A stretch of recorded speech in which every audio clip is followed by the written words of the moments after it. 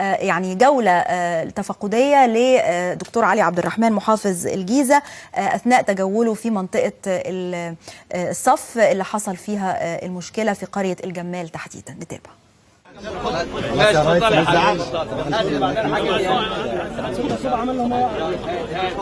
شو يا برنس شو انا عايز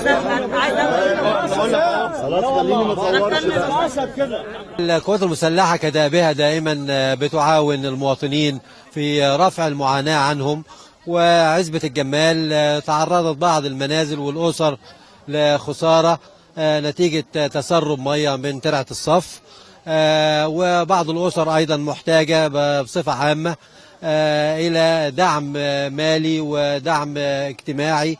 القوات المسلحة النهاردة بتوزع مش 1000 كرتونة، بتوزع 2000 كدفعة أولى، ولن تترك المكان إلا بعد توزيع كرتونة مواد غذائية على كل منزل. المحافظة بتصرف اليوم 2000 جنيه ل 30 منزل ثبت ان في ميه تسربت اليها، وده تم بالحصر مع الوحده المحليه، لكن اضيف لها 70 منزل اخر.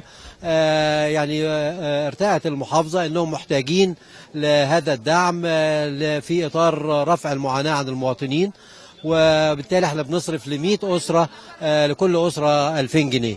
المطالب الأهالي استمعنا إليها، منها الشوارع اللي تأثرت بالمية، احنا بنردم أجزاء منها بالرمل، ووردنا كميات رمل أيضا لاستخدامها داخل المنازل. أعمدة الإنارة اللي كانت موجودة وتأثرت بنعيدها إلى مكانها، وزودنا عدد أعمدة الإنارة داخل القرية بمجموعة أخرى بتناظر تقريبا ضعف اللي كان موجود.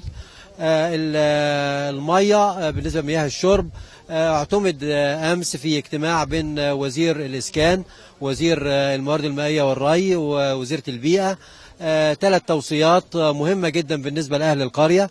التوصية الأولى هو اعتماد مبلغ 40 مليون جنيه لتحسين وقدرة محطة مياه الشرب في الصف، ودي هتفيد كل أهالي الصف كمدينة وكقرى تابعة.